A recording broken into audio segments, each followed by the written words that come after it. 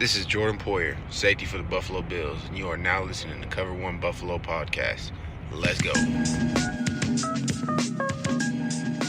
Good evening and welcome to the Cover One Buffalo Podcast. You are joining us for day 2 from the Senior Bowl with Greg Thompson and Eric Turner. Eric, how we doing? Not too bad, brother. Another day in the books, huh? Yeah, it was crazy. It was a lot of fun today being able to go in. I had a good time last night with everybody going out and seeing so many people out. Might have had a little too good of a time, but everybody enjoyed themselves pretty thoroughly. And now, kind of getting back in there for day 2, you could tell that everybody ratcheted up a little bit, saw some real physical reps, a couple guys getting testy with each other. Yeah. And today focused a little bit more on the big guys. So yesterday was a lot of receivers, corners, and watching those one-on-ones. Today was offensive line versus defensive line. Yeah, it was a fun day. It was a lot. First of all, it was a lot nicer, as we said, prior to going live. It was a little warmer. The sun was out for at least the first practice, I'd say. But then it did chill out a little bit. But it was a good practice. That first practice has really been, the Lions and Matt Patricia have really set the tone for this week. So it's one thing we've talked about is their practices have purpose. They're always moving in. That's no surprise coming from the Patriots. Matt Patricia and his staff. I think that's going to be interesting to watch in the game. See how that turns out. It is funny how noticeable the efficiency, the use of time, how well it's structured for each group is doing something productive. It just seems like during the Bengals practices, there's a lot of weird downtime and guys doing kind of going through the motions on some things, but not a lot of really productive time. And it's weird how noticeable it is when you would assume that, in my mind, I came in assuming everybody would do the same thing or that, they're both NFL coaching staffs. Of course, it's going to be equal caliber of structure and reps and the different, drills they're going through. And it's alarming how different it is. Yeah. And, that's interesting because the first drill that comes to mind is the wide receivers just running, 4-cone drill, just running and making their cuts, breaking down, throttling down, making their cuts.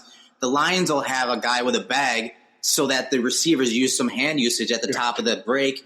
Whereas the Bengals, they're just running around the cones, breaking down like normal. So the little details that the Lions are using in their drills and their segments, it's very noticeable. And Bengals, they'll go from segment to segment, and instead of just getting right into the drill, they'll take a little water break, every little change. And it's just little things like that you start to notice. And I was telling the guys, a couple years ago when Vance Joseph coached that team, he was kind of running the practice the same way, really lackadaisical, really no purpose. And, it really showed in the game. So, yeah, right now, if I had to pick a winner, it's kind of counterintuitive because the bigger name quarterbacks are on the South. Javon Kinlaw is on the South. That's probably where a lot of the betting attention is going to go. And I certainly expect the North to probably have the better game on Saturday. Totally. So we'll see how that shakes out. So, again, if you're joining us tonight here, thanks for jumping in the chat. We've got a ton of guys in here already. If you want to come out and check out what we're doing, come on over to cover1.net. Check out all the stuff we have going. Awesome content coming out from Russell, from Christian, from Brad, from Zach. Eric's got a ton of good stuff coming out both on the site and on the Twitter feed. Make sure you're checking out what we have going on. We still have some good deals happening for the premium subscription, so check that out. Awesome stuff going on in the Slack channel. So a lot of really fun things happening to come check out. To jump right into it today, again, we spent a lot of time down in the end zone watching the big guys bang heads and going back and forth. And I was kind of surprised how big of a difference I saw between the two in that we'll go through the North first, and I saw the defensive lineman really stand out. And then in the South, within the second half, I actually thought the offensive lineman did better. There's multiple guys I showed some clips of during the day, but my top guy for that group was probably a tie between either Neville Gallimore or Bradley and I.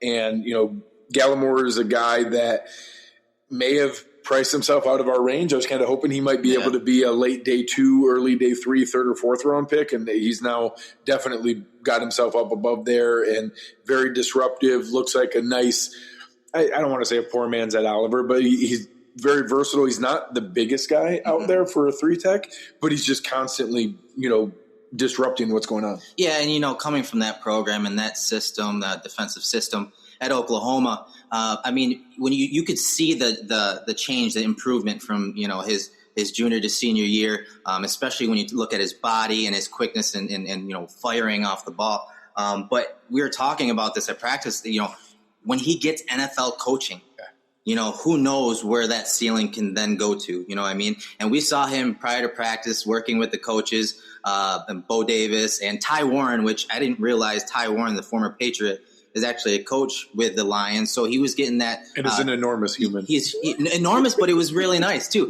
because we're all standing along the gate. And they were done, going over some drills with the defensive lineman. And he came over, introduced himself, and so it was really cool. Like I didn't even realize he was in the league. So, so it'll be interesting to see Gallimore where he goes, but also the type of coaching he's going to get, and who knows where that ceiling can go.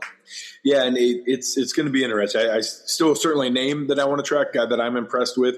Another one that I definitely like and consistently has stood out to me the most is Bradley Anai, defensive end from Utah, really thickly built. He's 6'3", 265, but carries it really, really well. Just has awesome get off and a really good variety of moves, and is consistently able to beat his man in different ways. You can tell he's a bit more advanced in just his technical approach and how many moves and counter moves he has compared to guys at this stage. So a guy that I certainly see as a potential target as we get into that day 2 range. Yeah, he showed everything that's on his film. He's not the fastest or quickest guy off the line, but he's gonna obviously throw different pass rush plans at you.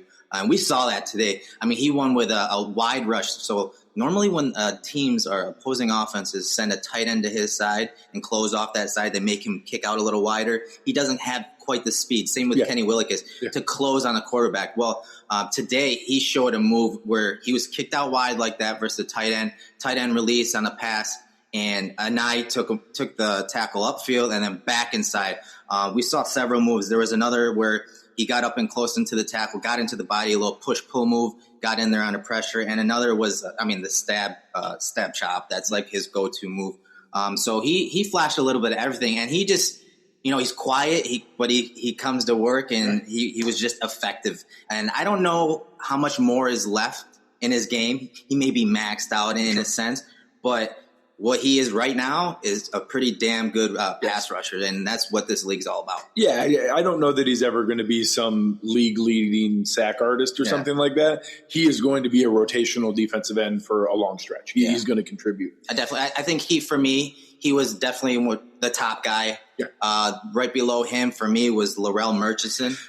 That's interesting. It wasn't a name I was all that familiar with coming in. I didn't know a lot about him. I didn't see a lot about him, but he definitely flashed today. It was impressive. Yeah, it's weird because when I went back and looked at some of his film prior to going live, he played more defensive end in an odd front. So where he would go in, at the next level, whether it's a 3-tech or he showed some nose reps today, but he was effective as a pass rusher today. One-on-ones, he was using spin move after spin move. Almost did it a little too much, but it was very effective. I was really impressed with how he's kind of short. I think he's just under 6'3", 290, 91 pounds, something like that. But he plays with good leverage. He's kind of short and stout, but he plays really good leverage, and he wasn't letting the offensive lineman reach him. So he's an interesting guy to watch, because if the Bills need depth at D tackle, if that guy can come in and play 3-tech, 30%, whatever, to spell Ed Oliver, he's the type of guy that you could kind of groom. And, we also have to look at the NC State program. They've put out some really good defensive linemen the last few years. Yeah, it's interesting. He's somebody that went from nowhere on my radar to now somebody I'm definitely going to track and do some more work on. One more defensive lineman, 2 more that I noted. Devon Hamilton from Ohio State was a similar guy, bigger guy, 6'4", 310, also built like a fire hydrant, like really thickly built through the middle, and was constantly able to move his man. Nobody could keep him contained. I don't know that he's going to be all that explosive or some game-wrecking presence, but he can hold his ground and penetrate through there, and is going to be somebody who I think is going to be a rotational defensive tackle. Yeah, he played more of a shade nose at Ohio State, but he was pretty effective this year as a pass rush. I think he had something like 6 sacks from that position, which is really good for a pass rushing sense from the nose tackle position. But today, the one play that comes to mind was he blew up Nick Harris in the backfield and blew the run play up. I think it was an outside zone to the right-hand side. He just blew that play up. And, yeah, he had a good day today, for sure. One more defensive lineman that stood out on the north. Again, a guy that I didn't have a ton of background on coming in, Jason Strobridge. He is one of those first off the bus guys. Yeah. Like, he looks ridiculous and is just chiseled, but plays at a 3-tech defensive tackle. He played in the season closer to 285, but he weighed in at 267. So it's interesting. I'm not sure if that's because he already knew that he wasn't going to be able to play a ton of D tackle at 285, so he's now preparing for that.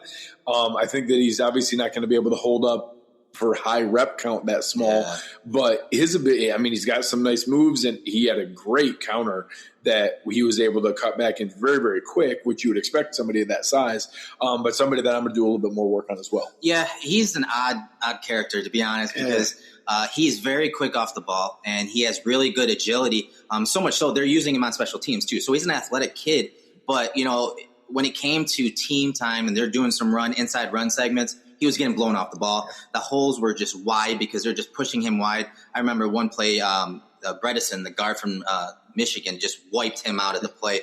So he's going to be interesting. I assume he's probably going to have to bump outside a little more.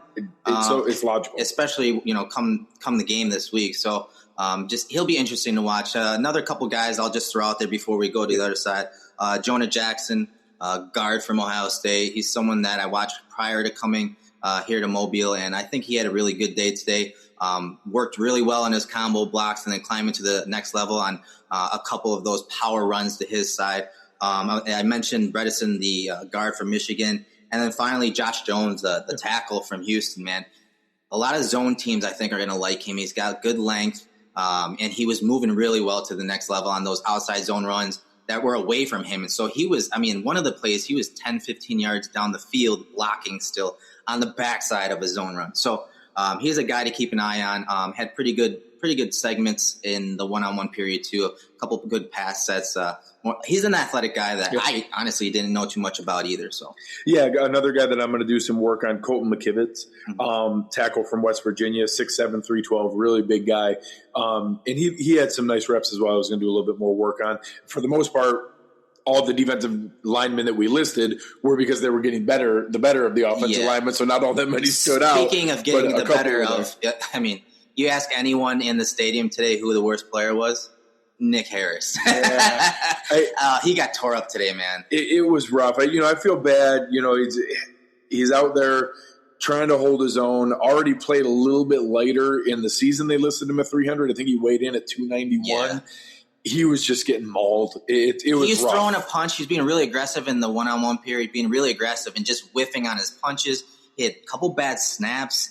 Yeah. He was visibly frustrated. He was getting in his head. Yeah, he was totally off today. And I thought yesterday, early on, he had a pretty good day. He was able to anchor a little bit better. But today, I didn't see really one good rep from him. Yeah, it was rough.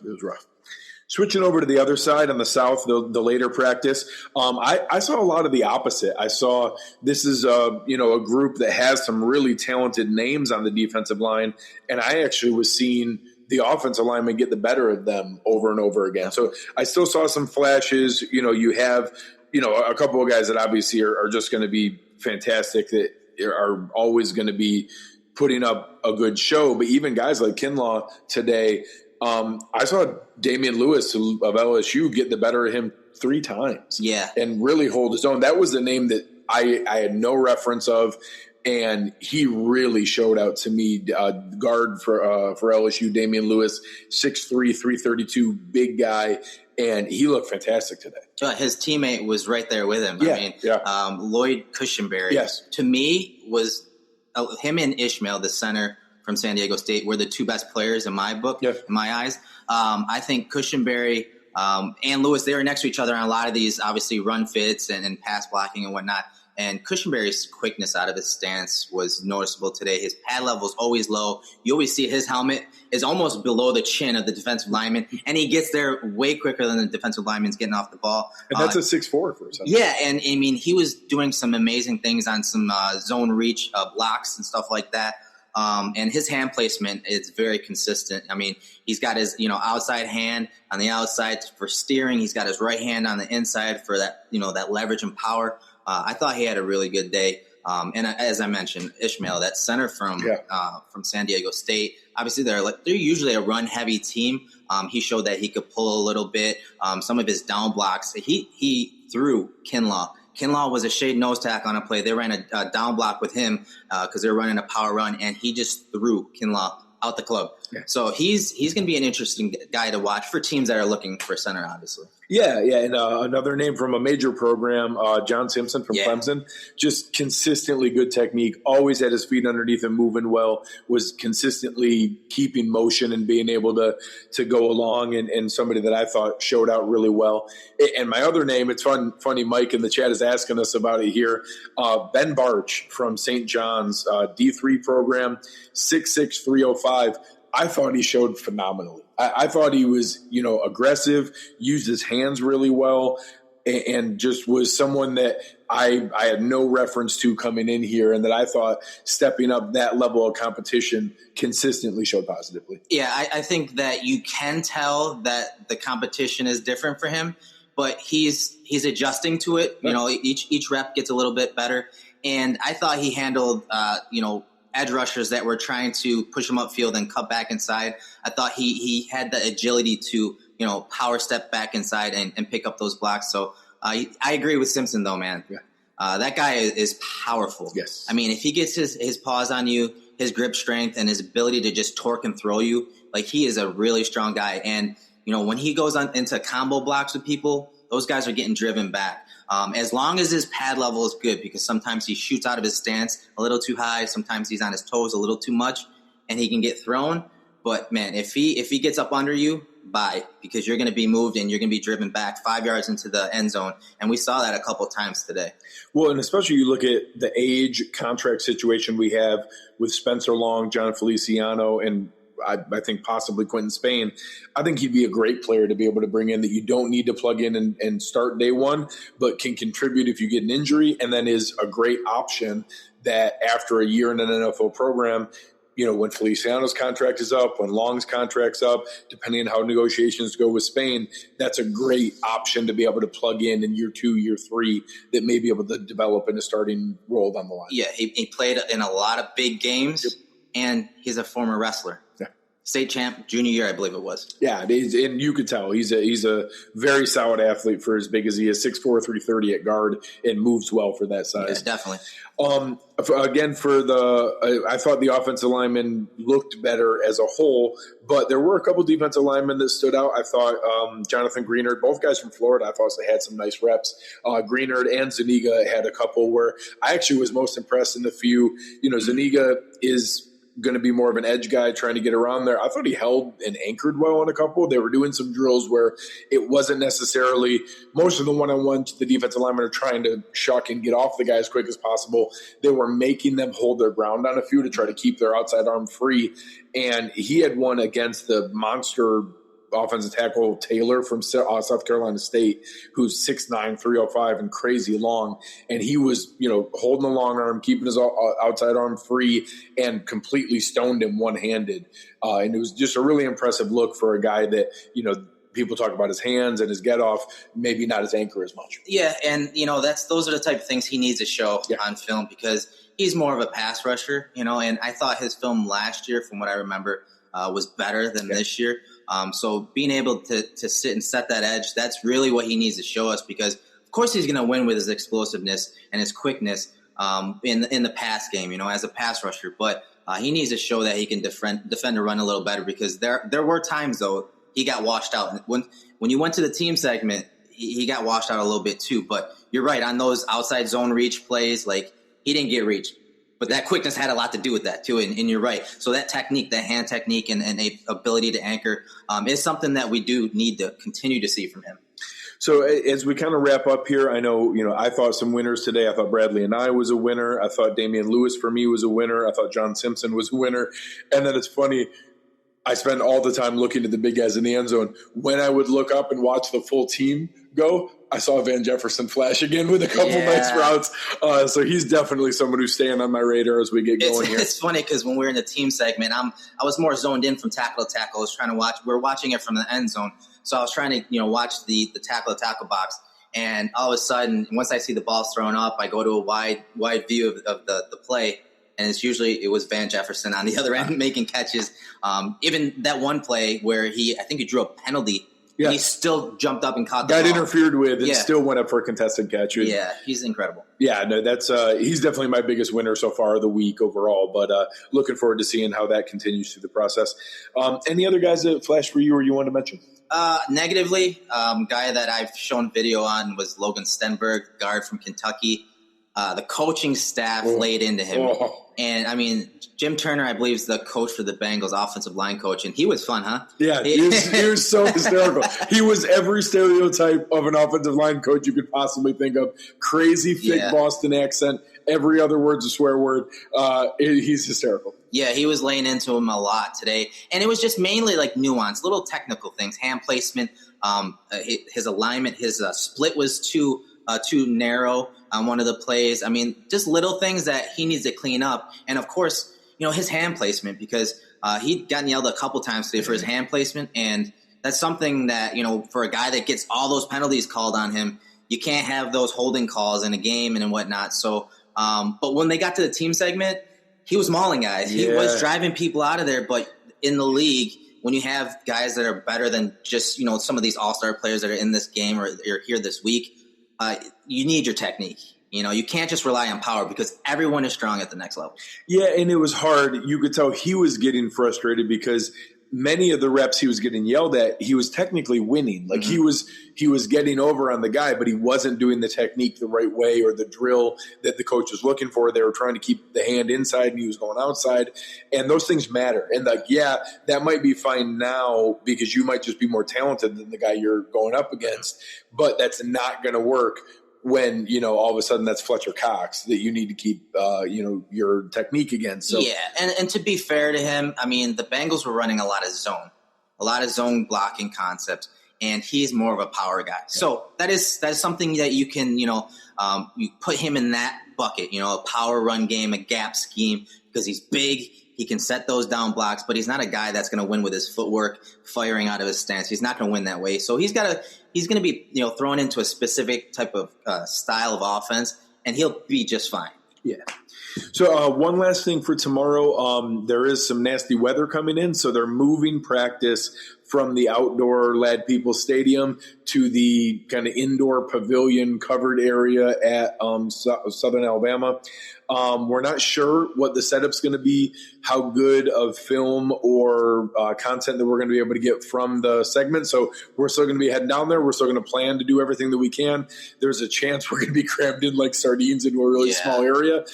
So we'll respond accordingly with what we can. Maybe we'll break into some of the film room stuff. We'll get into some other areas, but we'll let you guys know as we get going tomorrow and then decide if we're going to have a normal show for the third one, or maybe a couple of different things you might see as we get into the weekend. Definitely. No, I'm excited.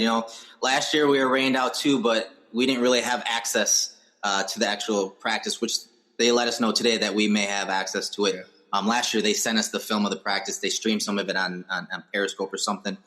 So as of right now, they're saying we have access to a certain area of the field, but who knows how that's going to go. I'm sure we're not going to have as much film, obviously. And we'll let you guys know as far as content goes. So appreciate it, everybody. Great job jumping in the chat. We appreciate everybody's time and attention here. It's been a lot of fun. Eric, appreciate you jumping on with us. It's been a great time this week. Looking forward to being able to see even more here. You've been listening to Cover One Buffalo, and we are out.